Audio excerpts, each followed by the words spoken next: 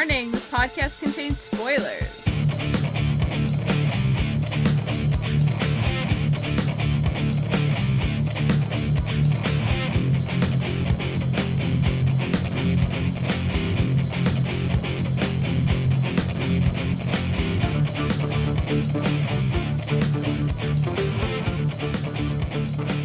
Hello everyone, and welcome to the As Seen on TV podcast for DC Double Power Hour Week 24.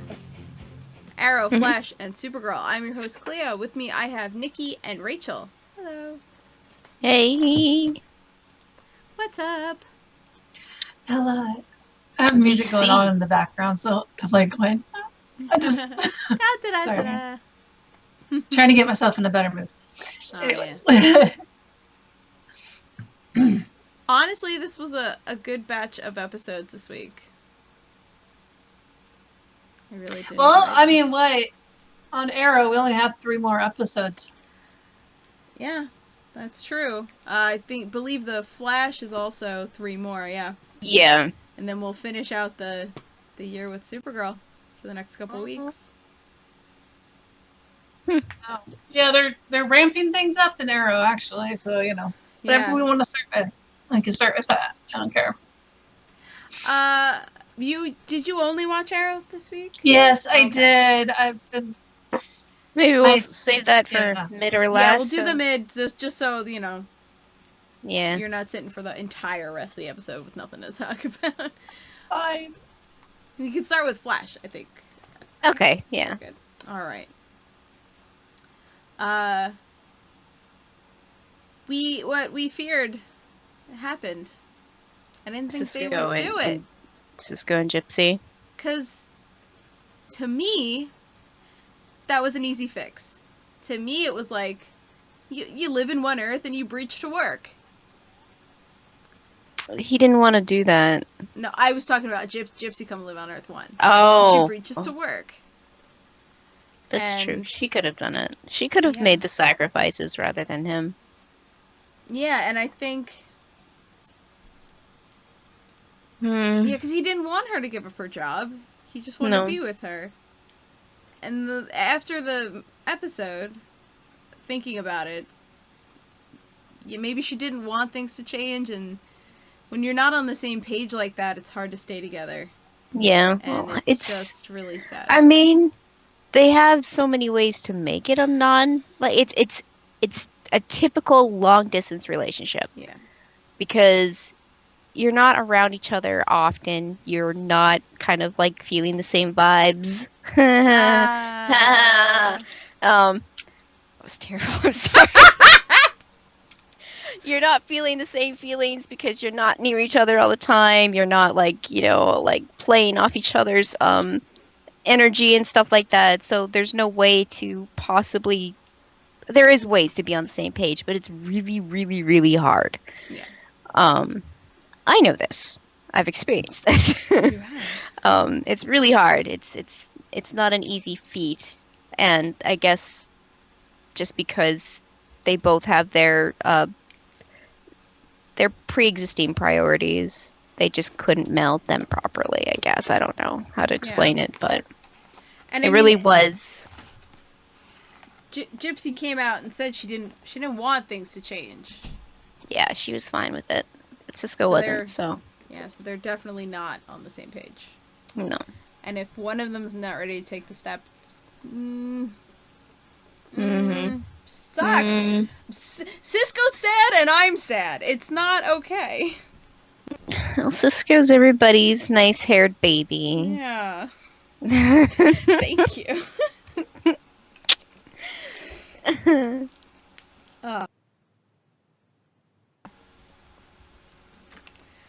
What else the fuck happened in this episode? Because that's really all I can think about. We got to see Cecile this episode and her big baby belly. We did! And I was so happy to see her. Harry. I love that she's helping him because he can't zero in on his thoughts, but she can. Yes, she grabs them before they slip away from him. And then she relays them. So, I mean, it's not going to be that easy for long. No. But, I mean, for right now, at least Harry still is starting to feel confident again that he's not dumb. Yeah. He thinks he's going dumb. But really he's still intelligent. He's suffering His thoughts from memory are just loss. It's yeah. It's that quick. So it's memory loss, but it's like hyperdrive memory loss. It's like the shortest of short term. It's like goldfish. It's like Dory. Dory. I think Dory's better at this point. Maybe. She's... Oh. Yeah. But they figure out together that DeVoe's trying to do what happened to Harry to the rest of the world. Yeah. He wants that to happen to every human on the planet. Which, the fact that gets revealed makes me think they can reverse what's happening to Harry. Or at least stop it. Yeah, or at least stop it before it gets worse, yeah. Yeah, either way, I hope he grows as a character. Because this is I don't want him to go right back to being cocky and I'm smarter than you. I hope he's a little humbled by losing his mind. He better fucking be humbled after this. I mean, the only way he's not going to be humbled is if he's still in this situation where he's losing his mind and he comes up with a solution. That's the only way I'm going to see. Look how I was dumb and I'm still smarter than you guys. Oh my god. Actually, no. He needs to say that line. I take it back. I think they would all, throw him into a fiery fucking hole. Yeah. Oh my goodness. And the reason that Wells and Harry and oh god, Cecile, thank you. I was thinking Charlene. Don't know where that one came from. The reason they were hanging out was to distract her from Joe planning baby shower. Yay! It was cute. So I cute. thought it was something he made it seem like it was life-threatening. Kind of like that kind of secret. And I feel like he had to do that to Harry because otherwise Harry would have probably figured it out somehow with his disappearing ideas. I feel like his vibe would have been less frantic. And that's why Cecile picked up on his bullshit right away. So yeah, and I love him losing his mind. It's making him a little bit more like HR, which I don't know if I said that last week or not. Yeah. But just his mannerisms, he's so less sure of himself that he's a little bit spacey, kind of like HR was. HR was the right kind of spacey, though. I know. I miss HR every day. So do I. Every episode. Yeah. They tried to get Killer Frost back. Yes. That was a thing. And Harry was just I'll pump it up some more. It's like you just damaged your own brain by pumping it up more than it should have been pumped up. So maybe don't do that. Maybe stop. Maybe don't. Yeah, it's time to stop. Time to step back. Ugh. But everyone finds out. Basically, he lets them all in on it. Yeah. But they all, it wasn't none of them held anything against him. No. They all really wanted to help. And I think Barry said, you should have come to us sooner. We could have started sooner. Yeah. To help you, because it's been days. Yeah. If anybody's going to be able to help him, it'll be Caitlin. Yeah. So absolutely. He should have clued her in immediately. But, I think part of it is Cisco's fault for, going along with keeping the secret. But we know that keeping secret is, one of the best things these people do. Well, the last time Cisco let loose a secret, everybody got mad at him, so... I don't know what you're talking about. But it all worked out in the end. It did, you're right. Which is why it's okay. Mm-hmm. We got a lot of flashbacks, too. Which... Yeah, with DeVoe and I'm Marlise. totally okay with. At first, I'm like, oh, you're trying to, like, make us sympathize with them, and it's too late for that. And then that's not the point of the flashbacks at all. The point of the flashbacks was to show he's been crazy this entire time. Like, we thought he was a nice guy who just wanted to change the world, and the dark matter made him crazy. No, he was crazy to begin with. The dark matter just made it worse. So, the dark matter made it so that he was capable of making these changes. Yeah. This fucking crazy-ass journal, after being friggin' married to Marlise, like... Manifesto.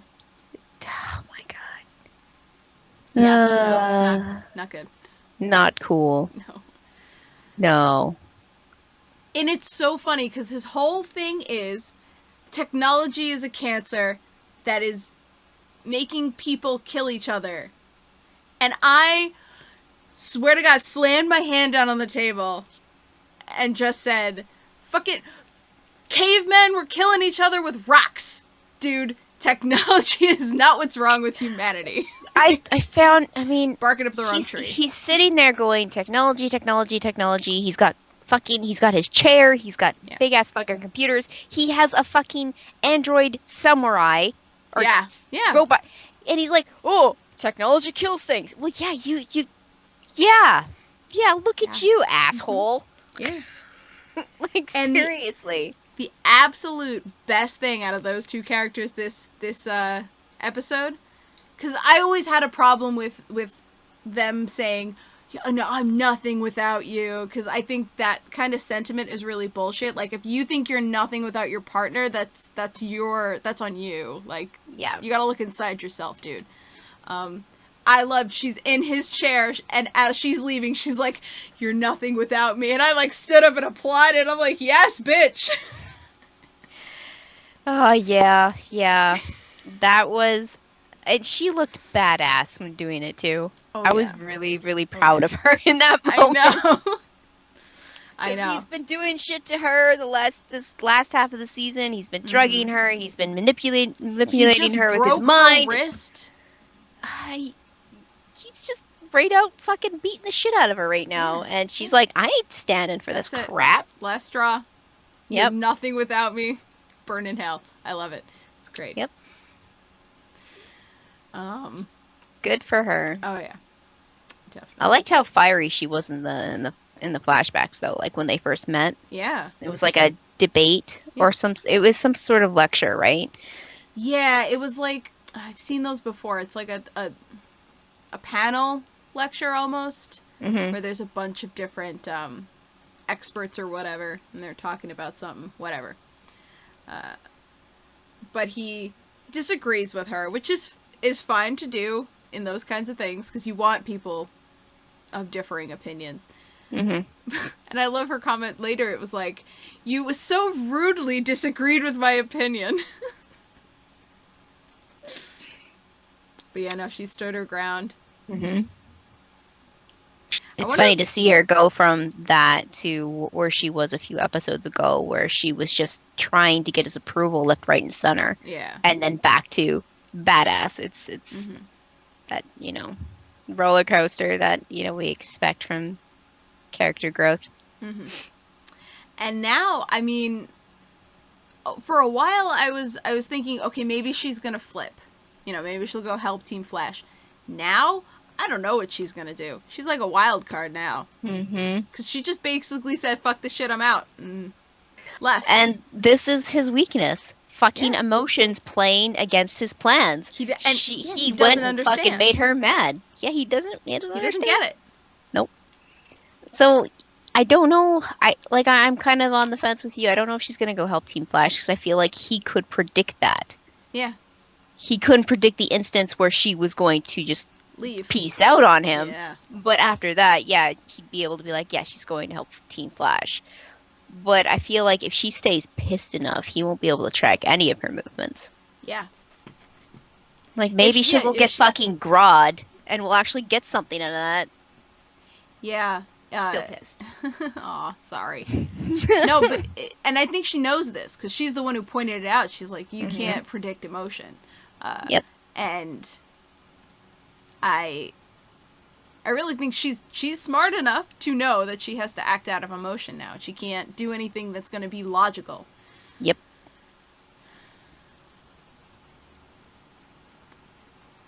Yep.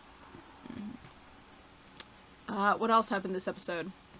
I think it was just. The only thing we haven't discussed was the end. Yep. All right. So our mystery lady, our mystery girl that we've been complaining we haven't seen for the last couple episodes, came back.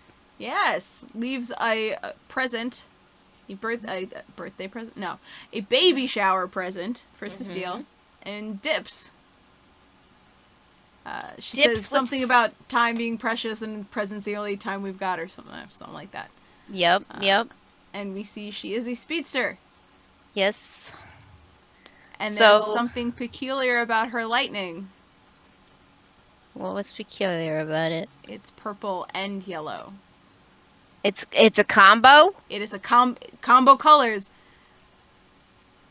I think that's highly suggestive that it is Barry and Iris's kid, because Iris's lightning was purple and Barry's is yellow.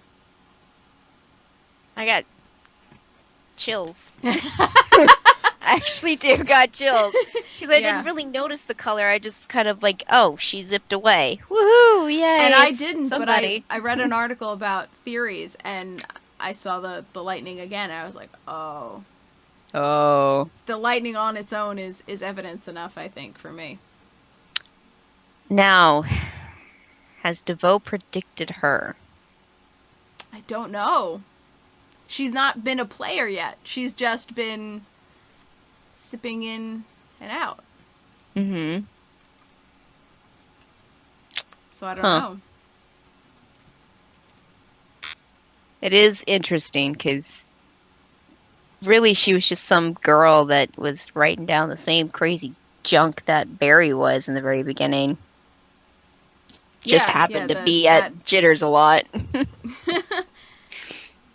Our cast seems to always be at Jitters, so yes. She's trying to purposefully run into them, so makes sense.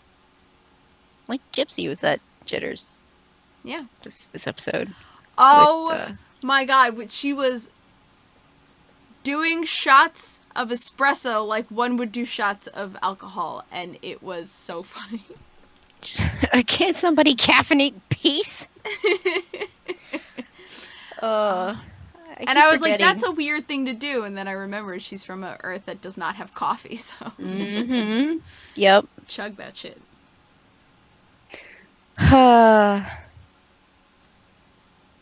Yeah. That pretty straightforward episode. Mm-hmm. And I do want to mention before we move on that we get to see, at least for a few seconds, the CCPD in Earth 19. And there seemed to be mostly metas. There was a speedster and I don't know, but there were a bunch of different kinds of metas. I was assuming they were all breachers. Like that, I guess, they're breacher and Gypsy's section. They are breachers, but... Yeah. But it seems like the PD has a lot of metas working for them, which is super cool. That makes a lot of sense. I mean, instead of having vigilantes running around, why not put them under the force so that they're actually keeping to the law? Mm-hmm. Yeah. In their own special ways, I guess. I don't know. Yeah, it was nice to see, even for a few seconds. So that's it for this episode, right? Yeah. I don't think so. Okay. I like the name of the next episode. Harry and the Harrisons? Yeah. I saw that, I just had to shake my head. The team turns to Amunet for help, with DeVoe's Enlightenment device. Oh, that's right. He was calling it the Enlightenment device, which is really pretentious. Mm-hmm. With the Enlightenment device nearly complete, in order to disable it, Flash and his team must put their faith in an unlikely ally, Amunet. Meanwhile, Harry hits an all-time low when the Council of Wells kicks him out. Oh! What? That's so douchey! They had HR in there, and he really didn't add anything. That's so rude. Kicks him out, but then Cisco introduces him to the Council of Harrisons. If it's not the cowboy, the wizard, and the mime, I'll be upset. It better be the cowboy, the wizard, and the mime.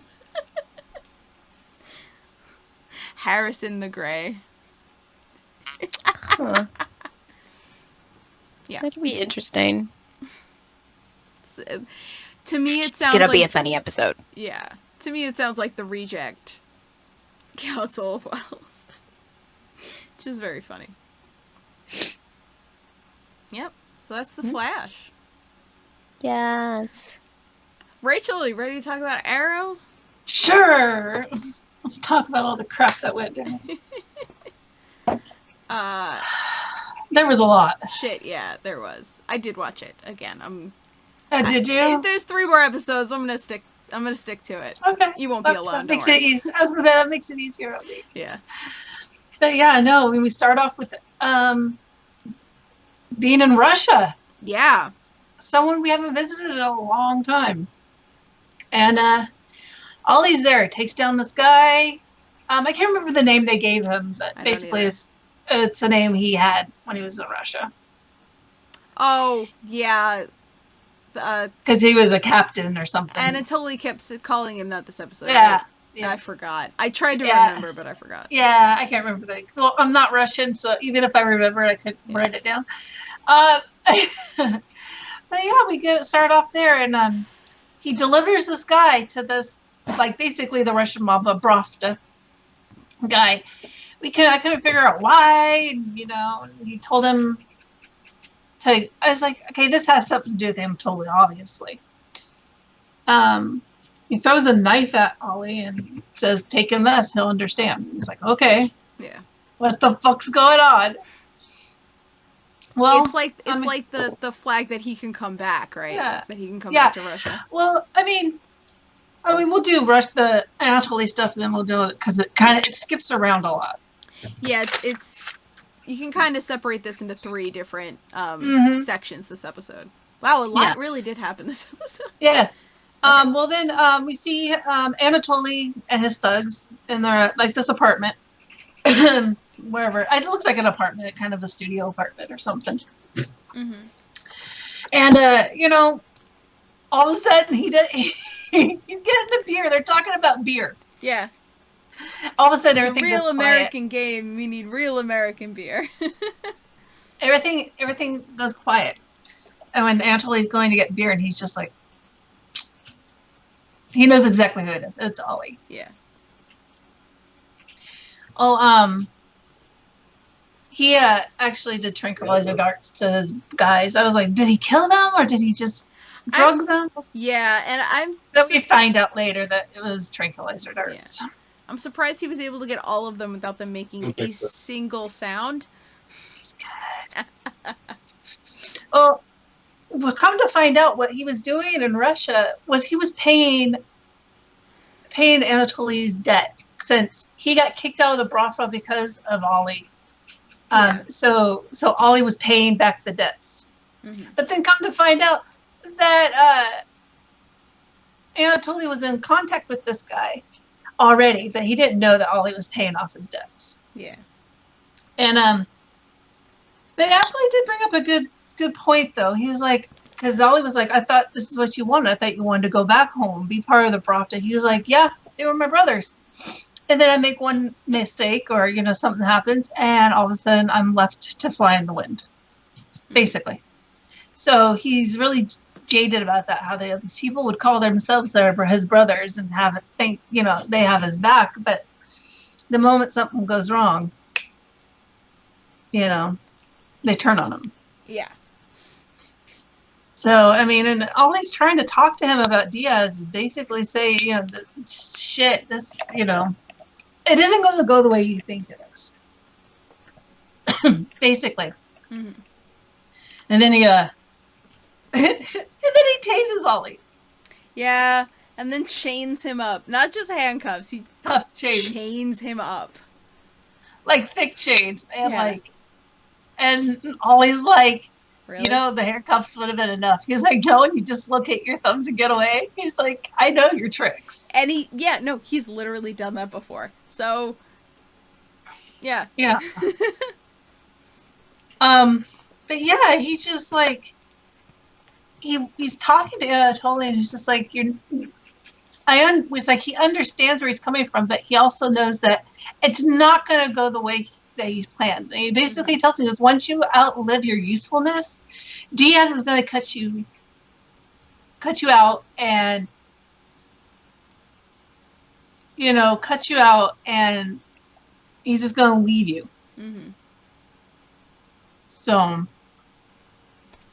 it kind of sucks. Yeah, and you know, Ollie's trying to tell him he's not a good man. He's not like you. He's not honorable. He's not honorable. No. And Anatoly has to verify that basically. He's like, I'm not doing this for you. You know, giving him a chance to fight. He's not just giving him a chance to fight Diaz. He's seeing which one's the honorable one, and it's obviously Ollie, because Ollie's not gonna knife someone when they don't expect it. Oh yeah, I mean the fight was amazing. They both were like equally skilled and stuff, but the only problem is that Diaz fights with emotion, fights with the anger, fights with that, and Ollie fights. He's cunning. He does have emotion, but he's cunning. He's always thinking like a step or two, like what possible moves he could be making. Yeah. He's very, I mean, he was taught that not only on Lian Yu, but when he was a League of Assassins. Yeah. You know, how to control the emotions and stuff like that. So that went really well. And then Diaz, knowing that he was not going to win that fight, fucking stabs him. Yeah. It's like, you fucking cheating bitch. And I have to bring this up because during the fight, or before the fight, I forget if it started or not, Diaz is like, you think you're tough because you lived 5 years of hell? I was born in it. And all I could think of was Bane from The Dark Knight. I was born in the dark. That's like all I could think of, and I was just like, wow, he's just a slightly more interesting version of Bane. Yeah, but as much as he thinks he knows what Ollie's been through, he doesn't. No. I mean, there was him on Lian Yu, yes, but then all the stuff when he didn't come back, all the stuff he was trained with Argus, how to torture people without killing them, how to, you know, all this other stuff that he was made to do. Diaz has no clue. No. I mean, but even though, you know, he basically told Anatoly that he's working alone now. He's going back to basics. He goes, if you think that's what way to get Diaz, he goes, you're wrong. So there's something else going on. But yeah, I mean, I think it was, Diaz was just scared to lose. Yeah. And he knew he was going to lose because he had him in a fucking chokehold. Yeah, he wasn't going to get out of that. No, and like, all he said, he's like, submit or I can snap your neck. Yeah. But instead, he fucking pulls out a knife and stabs him in the side. Mm-hmm. Which, you know, it's just ridiculous. But you know, that is Diaz for you. And you know, I mean, we've gone through 6 seasons of Arrow. Mm-hmm. We've had some pretty bad, crazy, evil guys. Hands down, no one I've hated more than Diaz. And it's not like Caden James, where I hated the way they wrote his character. It's like, I hate this person because he is... Yeah, he's not honorable. He's a fucking prick. He's sexist. He's got, you know, he's manipulating Laurel. It's like there's so many like layers of shit to this man, and I'm just like, please stop.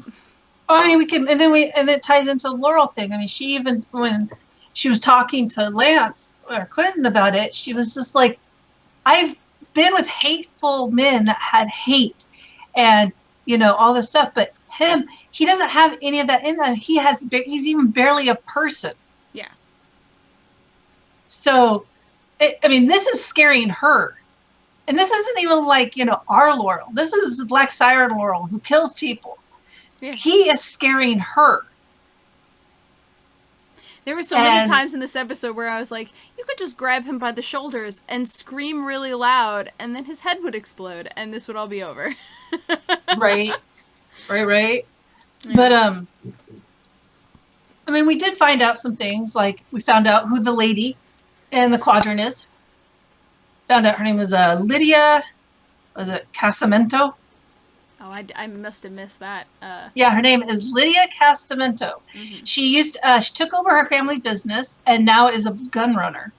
Yeah. So she is the weapons expert, a weapons runner, not just necessarily guns, but weapons of any kind, really, for the quadrant.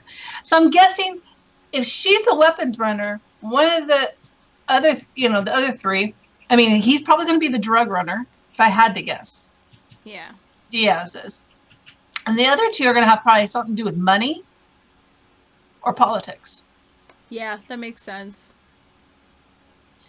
So I'm just guessing we haven't got that far yet. Those are the four cornerstones of America. Right? And, I meant that as a joke, but that... That's a little close. Hits a little close to home. Moving on. But yeah, they have this whole setup to meet with her about the drug running, about the gun, running and stuff like that. And this is the first episode you really see Laurel shaken up, though. Yeah. When she came in and they're like, he's talking to her and stuff, you could just see seriously on her face. I think him lighting that guy on fire really fucked her up. Yeah, she, that whole episode not everything he did, but most of the ways he killed people, you visibly saw her disturbed. Wincing. Yeah. And she was just like, and he noticed when they were talking, when he asked for a meeting with Quentin, and she goes, "Don't touch my father." He goes, "He's not your father." And she's just like, so, it's a hard thing. And then she sets up this meeting with him, takes actually Quentin to their, where he used to take his girls to eat at the Chinese restaurant. It's new and improved now. Yeah. And she just looks at him and she's like about ready to cry and just says, "I'm sorry." Well, she whispered it to him. She leaned in. Well, she didn't want anyone there to know. She felt bad. And she's got a cover to keep. Well, Diaz came in and wanted a property to be written over to him because now, Quentin is the mayor. Yeah. And Quentin's like, no. Quentin's like, fuck you, dude. But the interaction between them when he's back in the office and she goes and talks to him about it was heartbreaking, actually. Yeah. Because Quentin calls her out. He's like, "You're using the grief of a father to get me to do this stuff. You're using me." And she's legit, when she's standing there looking at him so upset, she starts to cry. Her eyes are, she's just like, I can't get away from him. There's no way I can. And and now after everything, he came back and she was packing up because he kicked her out of the house. Yeah. But now he wants to help her because he saw that fear. He goes, "I've never seen fear in your eyes, ever." Mm-hmm. But there was fear in her eyes. even when, she was pretending to be in danger, he never saw it. And this is different. This fear in her eyes is totally different. Yeah. It's not faked. No, it's not. And I mean, and even Diaz, I think, is starting to realize that, because when Quentin told him he wasn't going to sign it, he basically held Laurel over his head. Yeah. He, like, weirdly puts his hand on her shoulder and is like, I'm sure she'd tell you, to go along with this. Yeah. Their whole thing is creepy, by the way. Mm-hmm. But Laurel doesn't think she has a choice right now. Yeah. I think if she did kill him, there'd be some really bad backlash. I think that's what she's scared of. I think there might be something that if he dies, somehow if she kills him, there's something that's going to be released. There's something that he's got a plan in place, because he's got a lot of surprisingly, a large amount of following. Mm-hmm. Yeah, I mean, he's probably got a failsafe. I mean, he ran with that club, the Scorpions, the gang. that they attacked. Yeah, that gang, and that was a shit show in itself, right there. Yeah. Yeah. So I mean, and then on the other side, we have finally confirmation that Diggle is actually working with Argus. Yeah, he's got the Argus uniform and everything. Mm-hmm. And he's debriefing, what is it, like 5 or 6 of the crew on the Diaz case. So they're working on that too. And, but then we have, the other team. Renee finally, other Arrow. Renee finally comes home, and then Dana and Curtis tell him about what's all going on and stuff. I have to say, it's nice to see a fucking functioning team on this show. It's nice. Well, what's interesting is that, the way that they went about it, I mean, they basically talked, they're like, we can't go after Diaz himself, but we can go after his money. Yeah. We can go after his suppliers. And that's what they figured they were going to do a shipment, and they thought it would be drugs. And when they went after the shipment and found out it was guns. Yeah. And then all of a sudden, the Scorpions came in, and then a whole bunch of other people. So there was legit, we got the other team Arrow, so the 3 of them plus another gang plus another, and they're all shooting at each other. Yeah. And we find out the other one that came in was from Lydia. Mm-hmm. So she was trying to take that part down. Yeah, and how many times did they bust out that anti-aircraft fucking I know, missile launcher? Right? I was like, we're going a little ham here, guys. But Diggle gets them out. Yeah. And he starts kind of, not really working with them, but cooperating. They're working together. He apologizes to them for what happened and stuff, and then they go have a plan on what's going on. And then they did find out that they're using the warehouse not as a place to store weapons, but as a waypoint. So they're using Star City as a shipment point. They're bringing them into Star City and then shipping them out from there. Yeah, it's a hub basically. Mm-hmm. Yeah, for all this illegal shit. Yeah, and oh my god, that was really kind of cool. Having the Argus work with the other team. Yeah. And of course Curtis has all these gadgets, and he has these little stickers that are keep for that would track the homing for the missiles that they want to shoot at these boxes. And I love the trooper or whatever he is, 1 or whatever, he doesn't have a name.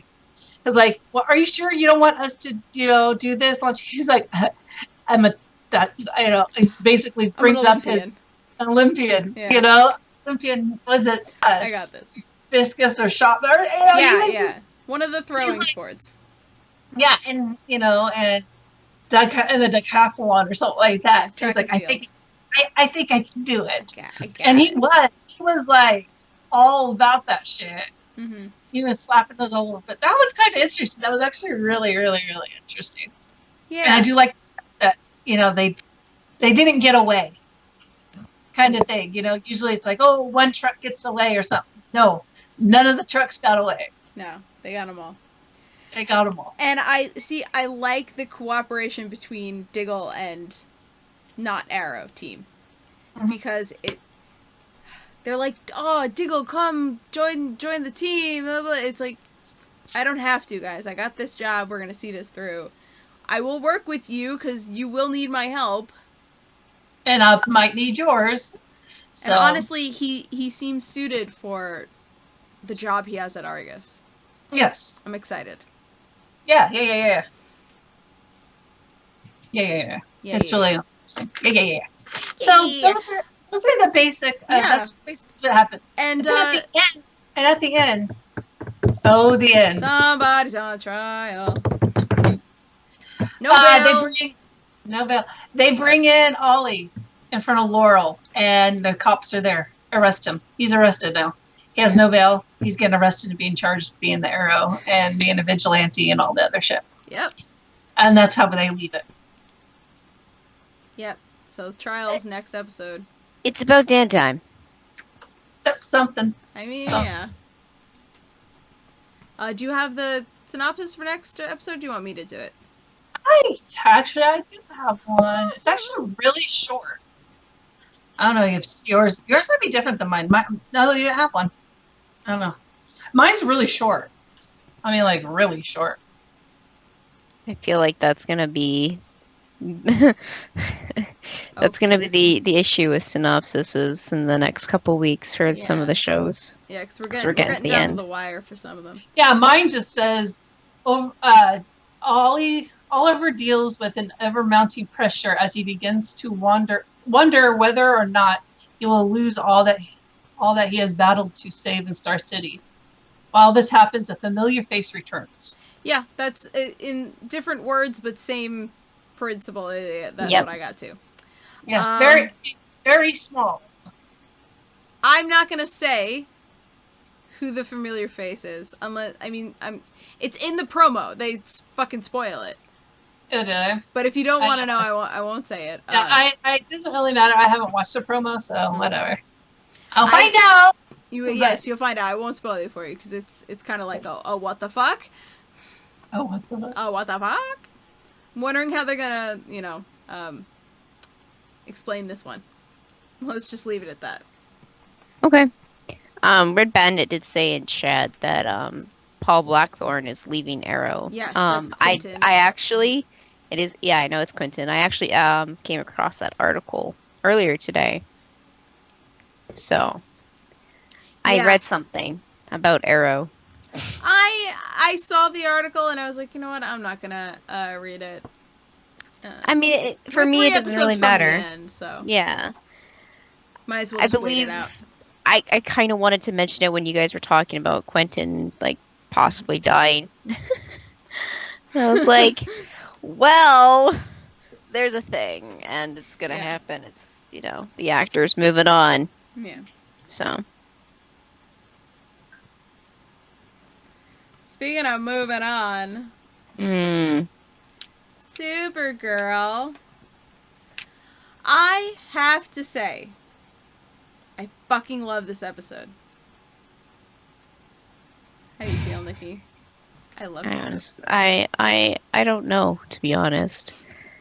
I honestly do not know how to feel about this episode. Because I had so much hope for Sam and Lena trying to figure things out. Me too. And it seemed like Sam had some control. And, Lena's unorthodox ways of figuring it out, even though, like, Lena kept pushing the electrocution, whereas Sam was like, there has to be another way. I can't keep going back. She's gonna gain a little bit of a leash on me, and Lena didn't want to hear it. I honestly think that's where they went wrong. I think it's where Sam's like her control over Rain kind of broke a little bit, and that's I don't know. Yeah, I unfortunately think Lena's approach is just too scientific. Mm-hmm. Yes, there's this biological component where this enzyme is completely changing her DNA into Rain. Mm-hmm. Yep. And that's the science part. But the rest of it is all emotion. It's all in the mind, and you can't put that in a graph. Like, I feel like the trigger is not just all genetic. It has a lot to do with emotions. Yeah, it is all emotion.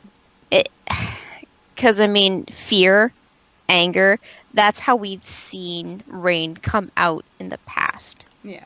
It's never been because she got a little bit of grease on her fingers or what, it's never been like organic like that in a way. It's always been her mind.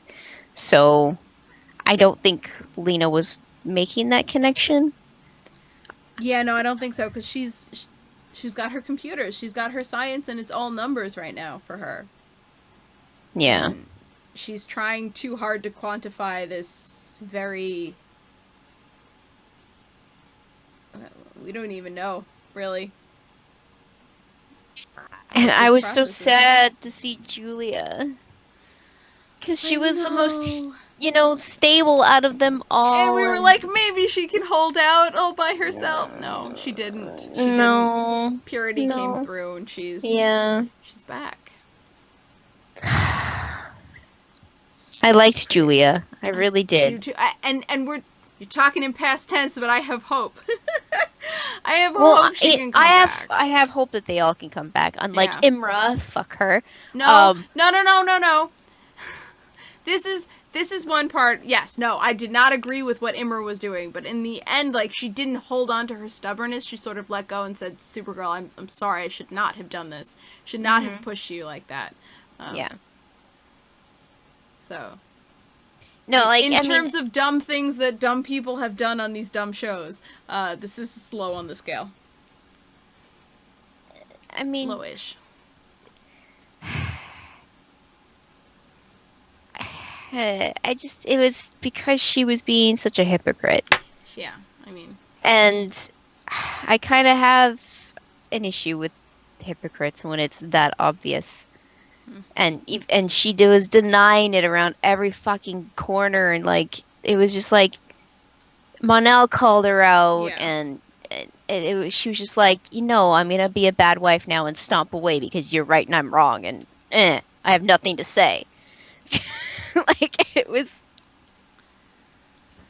Oh, I couldn't. Like, I've been okay with Imra up to this point, and now I just have this big, huge issue with her because it really does seem like she came back on this mission because of vengeance, not because she wanted to help the masses. She wanted to help her sister this whole time. Yeah. That's it.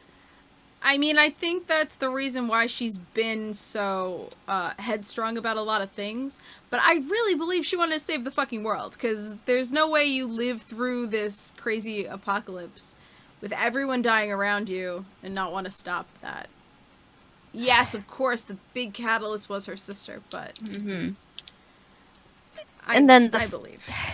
The fact that they have the cure to blight, but it doesn't work because it's not the same disease. It's blight, not pestilence. Yeah. Yeah. I was like, oh. Yeah, that sucked. I was like, Win. Is it somebody fix Win?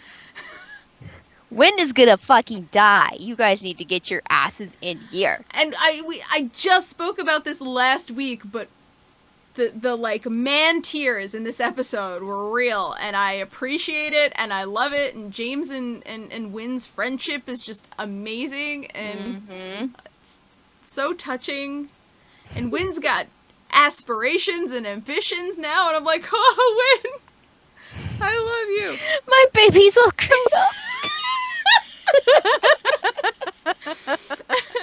Well, and I mean, he is, because he mentioned his mom and how so much of his issues are tied up in her abandonment, and her coming back's made him see he's strong now because he has all these friends he made, and he can do anything with his life, and it's just really sweet to hear him say all that. I just hope he doesn't take a bad turn and does some immoral things and goes down a dark road rather than, pursue his aspirations and his big happy dreams with unicorns and rainbows, because that would be really nice. But yeah, I don't know. I feel like he wants to teach Elon Musk a thing or two. I almost think that the next twist we're gonna get is that Win kind of takes after his daddy for a little while. What do you mean? Like a momentary lapse of sanity. Not this season. Oh, I don't see it going that way. No, I see maybe him doing something else besides working for the DEO, but I don't think he's gonna go postal. I mean, we've seen just as crazy things before. Yeah, I know, but he's had so much positive growth that I think regressing is, I don't know, I think it would be annoying. It would be annoying, but it's not the first time it has, it has been done before. That's true. I'm just, we're getting so close to the end for all our DC series. It's just, I know nothing like that would happen for this season, but for the possibility of the next few seasons, I don't know, it could happen. One of our heroes goes mad, goes cray-cray. But, yeah, the whole situation with Win and Alex, I mean, that was when Imra decided to change her mind about her whole, let's just kill Pestilence, get it out of the way, was when she saw Alex get sick and the way that Supergirl was reacting. She was like, well, fuck, this reminds me of me and my sister, and now I understand. Yeah. Now I understand. But I like that both Supergirl and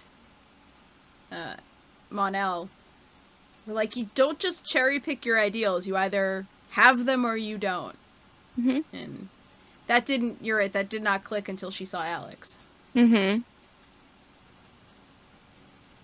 And what the hell was up? I mean, I understand Brainy is different looking, but most people know about aliens and some of them don't hide their fucking identities. How could he set off a freaking riot in a Piggly Wiggly getting something from the fucking supermarket kind of thing? Like, people know about other aliens. It's not scary.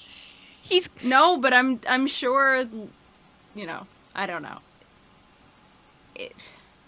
He's going in there. It's America. I mean, people have prejudices over a lot of stuff, so I can imagine it could happen. But I think I just need to point out, Brainy's like a secret hottie. Yeah. Yeah. I thought he was adorable, but I don't know, something about seeing like a human version of his face is like, you're fine. All right. Mm-hmm. I actually kind of got a bit of a Cisco vibe from him. Just you know what? It's the hair. Maybe it's the hair, yeah. It's the hair. But, it was funny how they were all, like, ready to shoot him. I don't know what you're talking about. I like how everybody was ready to blast Brainy out of the freaking DEO, and then Win walks in, he's like, oh, hey, Brainy. Hey, what's up? It's like, they're like, it's like, it looks just like him. Excuse you? What? Can I borrow that for Halloween? You could just ask him to make another one. I'm sure he would. Brady was like, just don't touch my head. What are you doing? Just don't touch me. And I like the joke they played on Brainy. Oh, the Freddy Krueger? Yes. Yes. Like, it's like, who touched you? Who scratched you? Well, he burns all over him. Alex is like, it's Freddy Krueger. You know him? You know him too? Oh my god, I have to rewatch this episode just because all the goofs. So good. I mean, that's when Win was on his fucking deathbed too. So it's like, but nothing is more Win than that. No, exactly. It was great. It was perfect. I didn't realize there was that many goofs in the episode until actually sitting here and looking back. It's great. It's great. You're right, though, because this episode gets pretty dark. Mm-hmm. They go after Pestilence.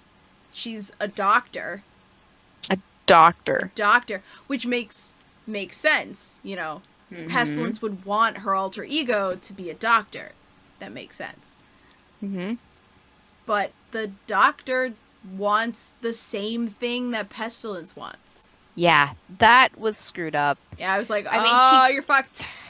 She explained it that, you know, you hear that there's like that stereotype where surgeons have a god complex because they have a life in their hands. They can either destroy this life or keep it going. Mm-hmm. And that's the thing that the doctor was just like, guess what? I have a god complex because I am a god. Yeah. And it was just like, I was like, are you fucking serious? We have a crazy person as a world killer? Yeah. We have Purity and Rain, who start off as decent fucking human beings. Yeah. And then you get the third one, who's crazy from the get-go. Well, all we got from her is what she's feeling now. Like, I think if we dig into this person's past, we can find something that's an anchor for her that maybe can bring her back.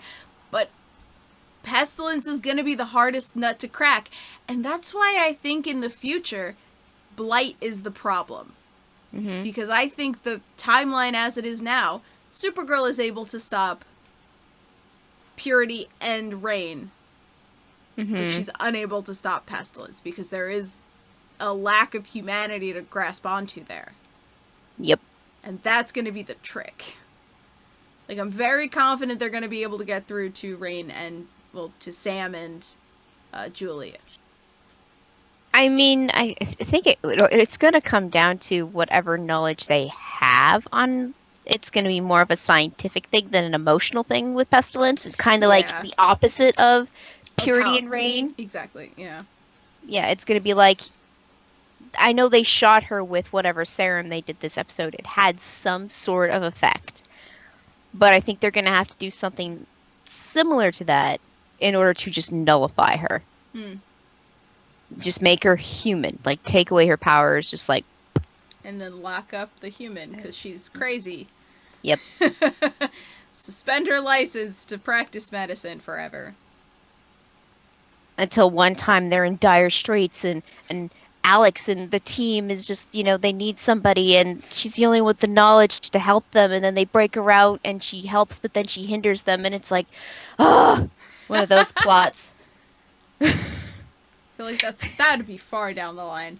Oh, yes. That's if they don't, you know. That's kind of like when they brought Livewire back in. It's kind of like one of those situations. Yeah. Yeah. I'm very, very interested in what's coming next. I think Supergirl's the strongest show out of them all right now. I mean, I don't know if we can kind of, like, I would say Black Lightning would have been the strongest in this particular grouping of DC shows, mm-hmm. but it's not really connected, like, as of that we know of right now. Yeah, but I also put a lot of stock into how invested am I in this, and yes, I'm very invested in the Jeffersons, but mm-hmm. That's no, one season versus 3. Jefferson's his first name.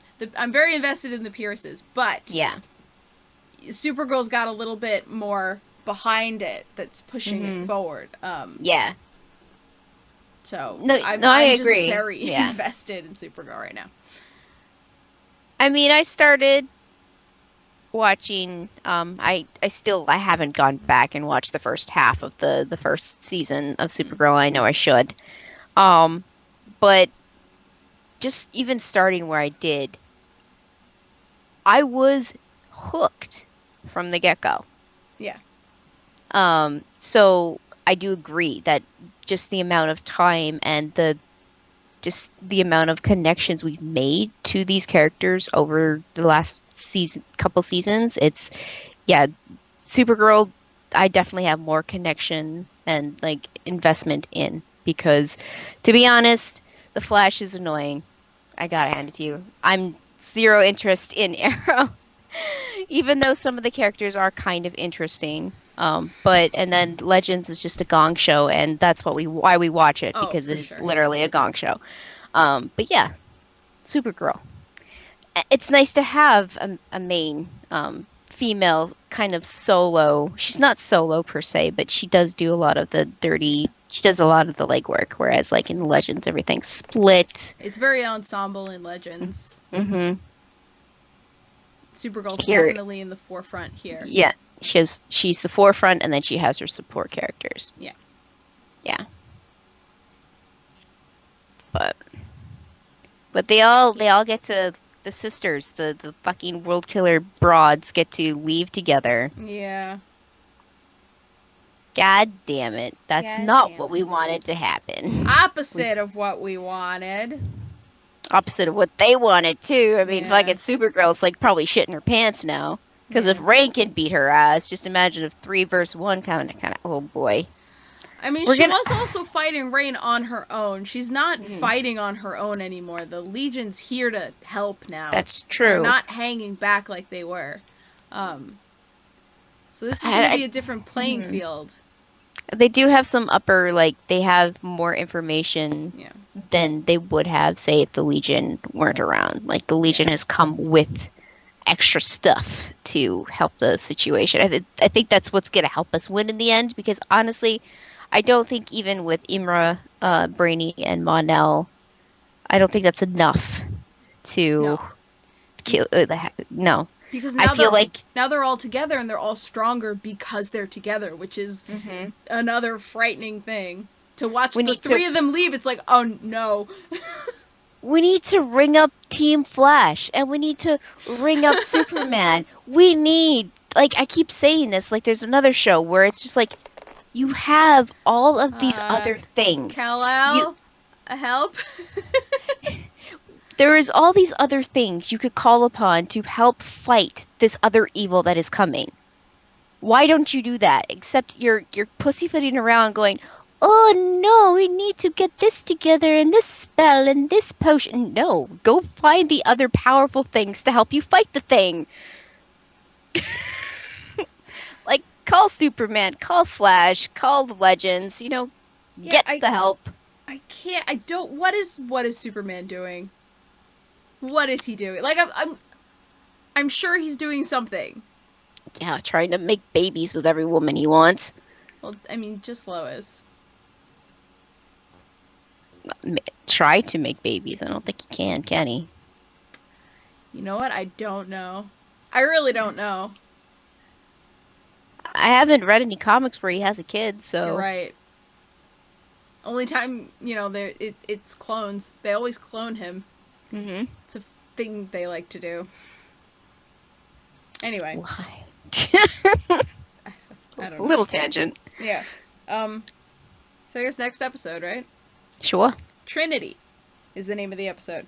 Supergirl takes on all 3 world killers. Still reeling after learning about Lena's secret, Supergirl asks Guardian for a favor that could alter her relationship with Lena forever. Meanwhile, with all 3 world killers united, Supergirl and the team brace for an epic battle.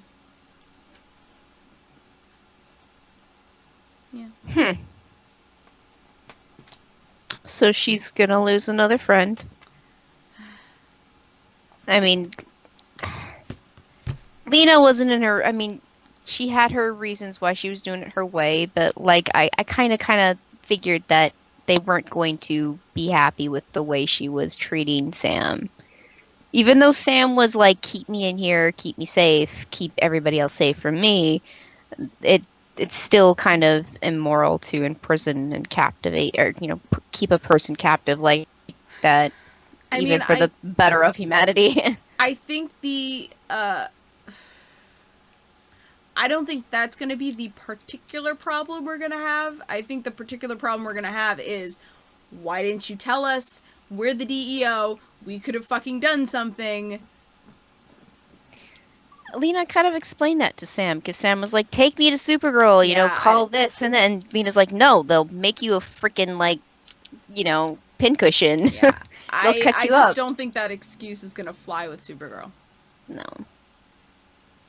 I don't think, John or Alex parents or any of them would have let Sam be a guinea pig. No.